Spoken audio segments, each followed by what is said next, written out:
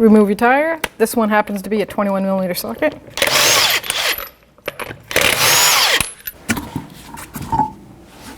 Take the caliper off by the caliper bracket to knuckle 17mm socket. Is that a lower bolt and upper bolt? Now I'm going to remove the caliper, and I'm going to try to hang it out of the way because you don't want it having any stress on that flex hose. But we have to take those bolts out, so let's go on this side. Yeah, that's good. I'm going to prep this rotor for coming off, and I'm going to use the 2 bolt holes they supply so we can bolt it and pop it off the hub. So these bolts and these thread holes are 8mm by 125 pitch. So you just need to line 2 of them up. Sometimes the threads are rusted. 13mm socket. Snaps it right off. I'm going to pre-spray the bearing bolts. We have to remove the outer tie rod end, so take the old cotter pin off. It's pretty rusted. If it is, don't worry about it, because you can always punch it out once you take the castle nut off. 17mm socket. So because the cotter pin broke off and we're reusing the outer tie rod end, a good way, leave it in the knuckle, and now we're going to take advantage of that. Take a small punch and see if we can push this out, because you need to replace.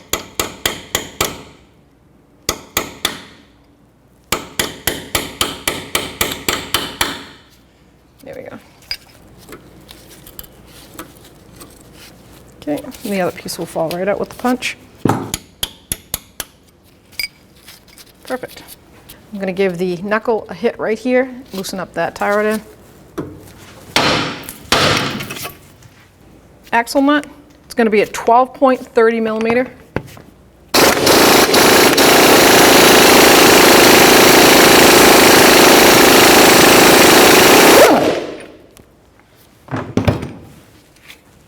Take the knuckle off of the lower control arm. I don't want to go with the spindle. Toyota makes it easy. They have 3 bolts that bolt it right in, 17mm socket, and I'm going to take that right out. I've pre-soaked it.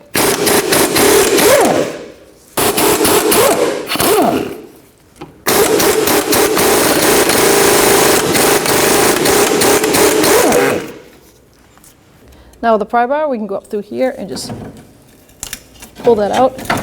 Get all those studs cleared.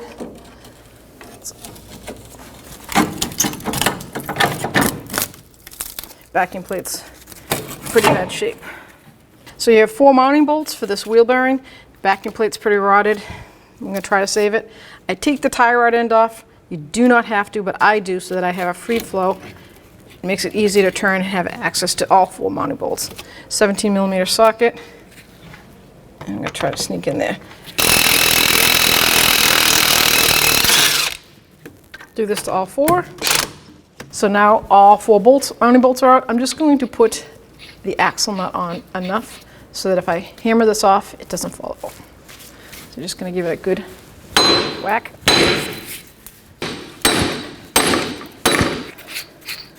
Vacuum plate. It's no good to begin with. So you get your hub and you're going to put it on.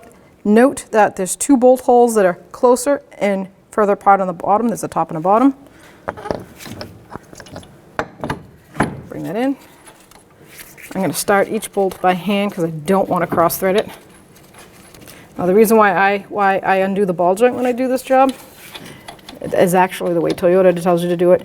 You can strain it by not undoing it, but by undoing it, you can bring it out and get a 1/2-inch gun in there to unbolt it, and it's easy to torque. I'm just going to use my 3/8 gun to bottom it out.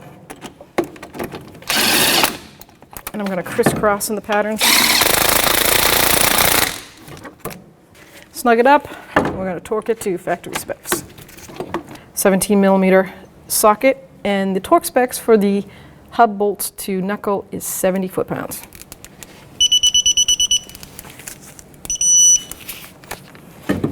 I still like to go on a crisscross pattern.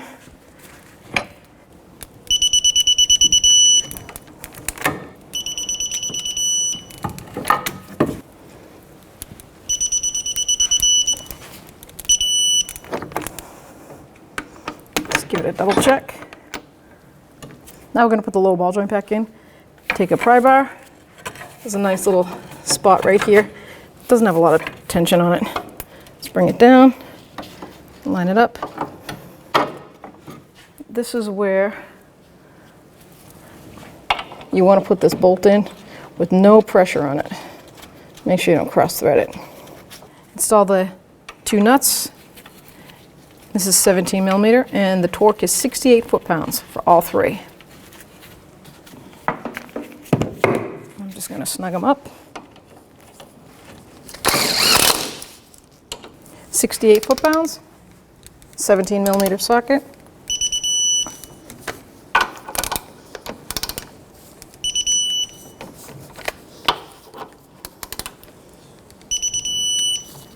So if your backing plate looks like this, don't put it back on. It'll end up being a menace more than anything. So I did not put this back on for a reason. Obviously, if it's in good shape, make sure you put it back on between the wheel hub and the knuckle with the opening for the caliper on the caliper side. Install the axle nut. That's a 30 millimeter 12-point socket. I'm just gonna snug it and bottom it out. I'm not gonna reef on it with the air gun.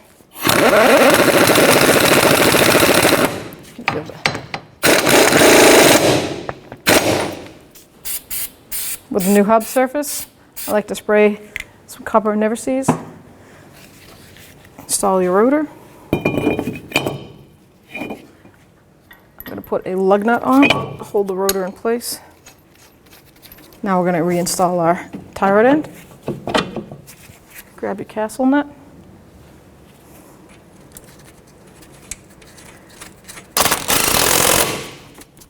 And we're going to torque that. We're going to torque this to 36 foot-pounds. Let's line up the cotter pin hole. Well, perfect actually. I'm going to get a new cotter pin. New cotter pin, we're going to install it.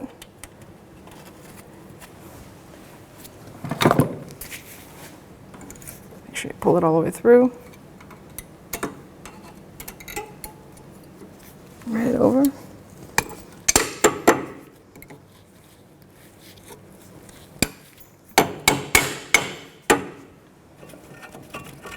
Two bolts, 17 millimeter socket or a wrench. I'm just going to snug that up and then I'm going to torque it to the specs. Torque specs for this is 72 foot-pounds.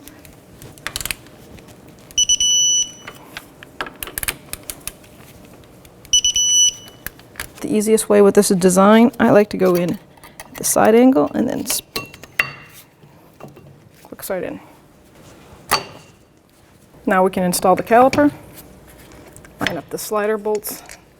I'm going to tighten them to factory specs. It's 26 foot-pounds.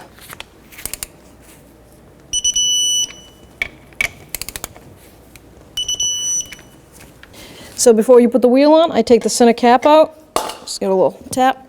That way I can put the wheel on, use this as leverage as I torque the axle nut. Put the wheel on.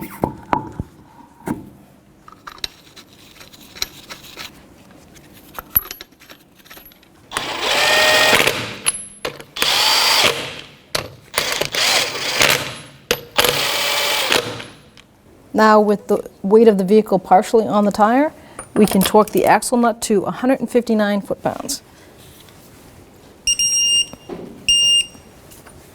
Now we can install the center cap and torque our wheels up. 21 millimeter socket, wheel torque is 76 foot-pounds. And you're going to tighten in a star pattern. Double check.